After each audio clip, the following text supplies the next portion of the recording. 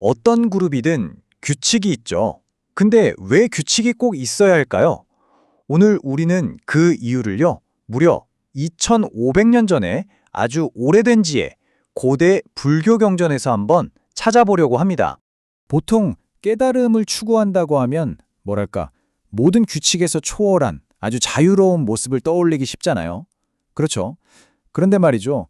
그런 가장 이상적으로 보이는 공동체조차도 명확한 행동 강령이 필요했다는 사실.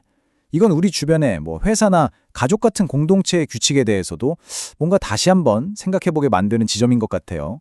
자, 그래서 오늘 이 고대의 지혜를 제대로 파헤쳐보기 위해서 이렇게 6가지 순서로 이야기해 볼 겁니다.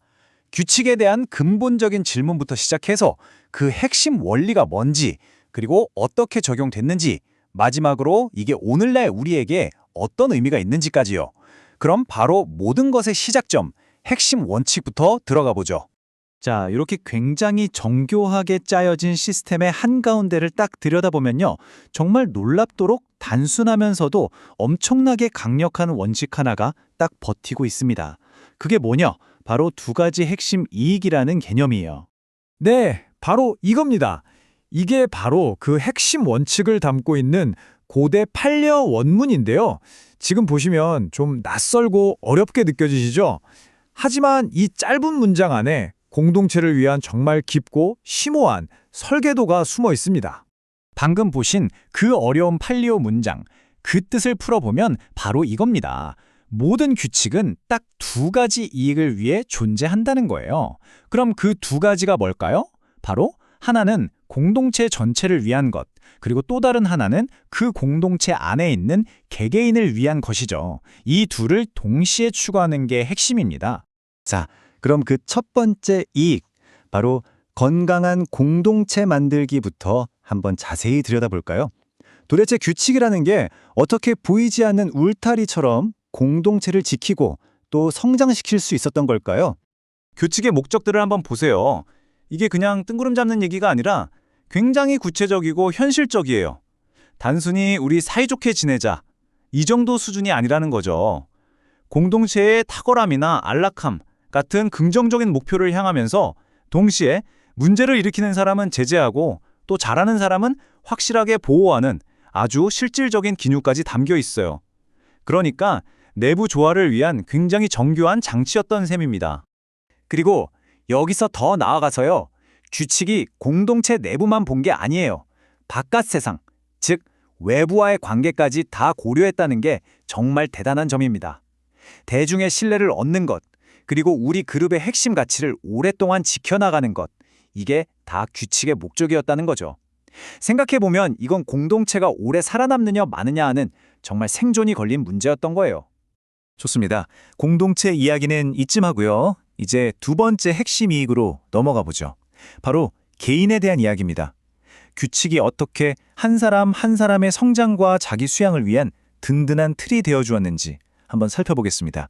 보통 규칙이라고 하면 어때요?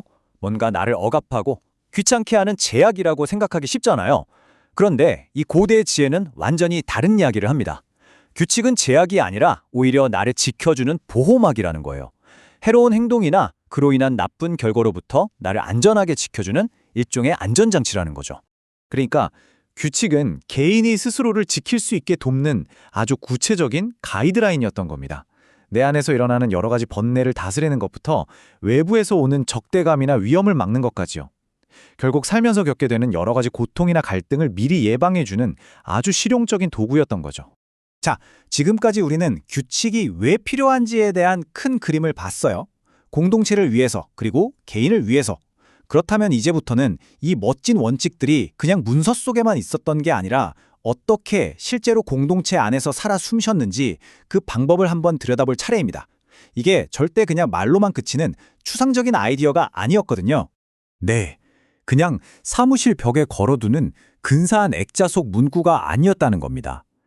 그렇다면 이 원칙들은 도대체 어떻게 공동체의 매 순간 모든 활동에 스며들 수 있었을까요? 그 답은 바로 이거예요. 이 원칙들은요, 공동체 전체를 움직이는 하나의 완벽한 운영체제, 그러니까 컴퓨터로 치면 OS 같은 거였습니다. 공동체의 모든 절차와 구조가 아까 말했던 그 두 가지 핵심 이익, 공동체와 개인을 실현시키기 위해서 아주 정교하게 설계되었던 거죠. 그럼 그 운영체제 위에서 돌아가는 핵심 앱은 뭐였을까요? 그게 바로 파티모카입니다. 이건 핵심 행동 강령인데요. 보름에 한 번씩 모든 멤버가 다 같이 모여서 이걸 소리내어 읽었어요. 이걸 통해서 우리 공동체가 어디로 가고 있는지 방향을 다시 확인하고 또 개인의 책임감도 되새기는 거죠. 뭐랄까, 정기적으로 시스템 업데이트를 하는 것과 같았다고 할 수 있겠네요. 그리고 바로 이 파티모카를 다 함께 낭송하고 또 그것에 대해 이야기 나누는 공식적인 모임이 우포사타였어요. 그냥 읽고 끝나는 게 아니라 이 자리를 통해서 모든 걸 투명하게 공유하고 서로의 결속력을 다지는 정말 살아있는 소통의 장이었던 겁니다. 여기서 더 놀라운 건 새로운 멤버를 받아들이는 우파삼파다라는 과정에도 이 원칙이 그대로 녹아 있었다는 거예요. 그러니까 처음부터 공동체의 이 운영체제가 뭔지 완전히 이해하고 네, 저도 동의합니다 라고 해야만 정식 멤버가 될 수 있었던 거죠. 그만큼 이 시스템은 정말 처음부터 끝까지 일관되고 철저했습니다. 자, 여기까지 들으시면 에이, 너무 옛날 이야기 아니야? 이렇게 생각하실 수도 있겠어요. 하지만 정말 놀랍게도요, 이 2500년 전의 설계도가 지금 우리가 회사에서 혹은 어떤 팀에서 겪고 있는 문제들에 대해 엄청난 통찰을 줍니다. 보세요. 사용하는 말만 다르지 본질은 똑같습니다.